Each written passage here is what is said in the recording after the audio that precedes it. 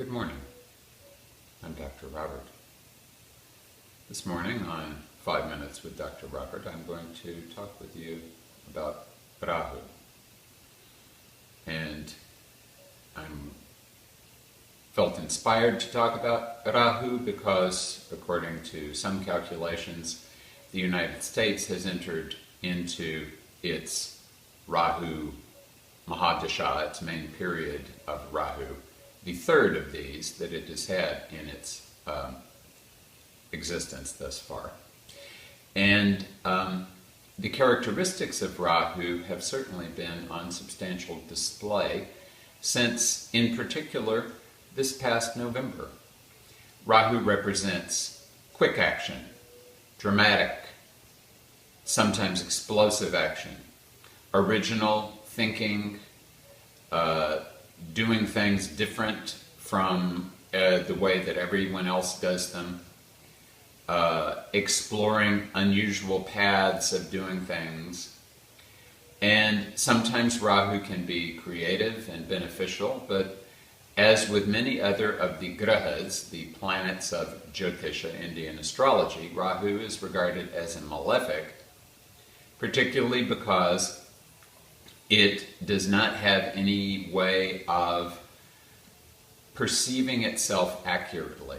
One of the challenges with Rahu, who iconographically is a head that has been disconnected from its body, is that a head that has no body is always interested in consuming things but is never satisfied because there's no body to digest whatever that head consumes. So when you're affected by Rahu, or when a country is affected by Rahu, there is a tremendous desire for things to be different, a tremendous desire to obtain whatever it is that apparently one senses that one does not have. But there is not necessarily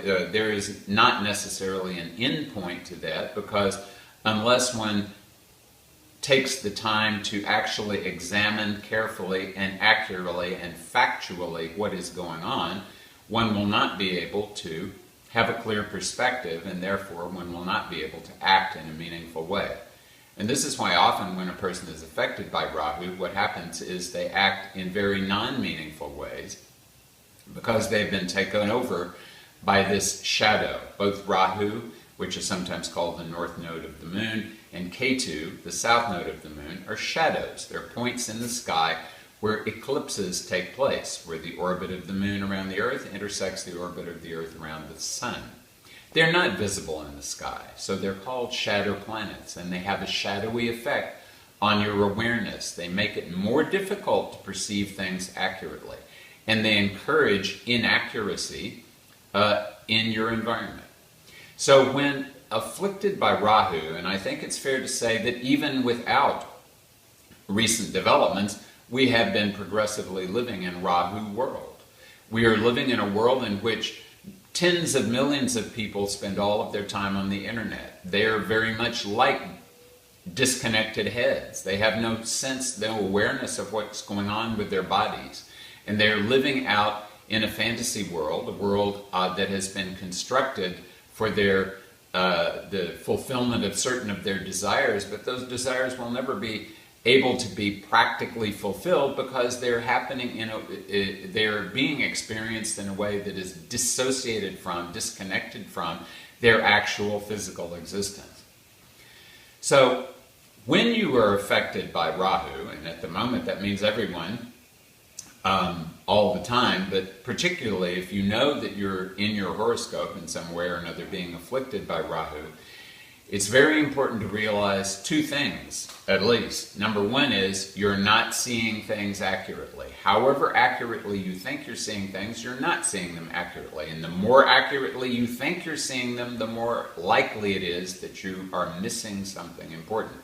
Number two, remember that with Rahu, even when a situation appears to be 99.5% accurate and beneficial and desirable, that 0.5% will appear to be much larger than it actually is, because Rahu has the tendency to magnify things, particularly things that seem unsatisfactory, because Rahu is always unsatisfied. And perhaps most important, When you are afflicted by Rahu and you have a desire to do something, always postpone. If Rahu makes you feel like you must do something today, do it tomorrow. If Rahu makes you feel like you must do it not only today, but within the next hour or two, postpone it for a week. And if Rahu makes you feel you must do something immediately, postpone it for a month or possibly a year. When in a situation like being overcome by Rahu, and remember that Rahu is one of the grahas, along with Shani, with Saturn, who creates vata in an individual, and that's by causing you to bounce off the walls with all of your ideas and desires and compulsions.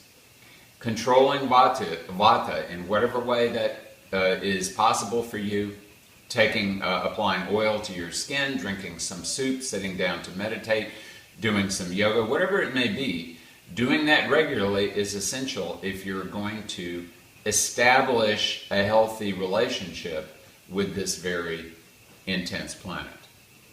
May all of the grahas, and especially Rahu, be benevolent to us. Thank you. Dr. Robert Svoboda saying, have a pleasant day.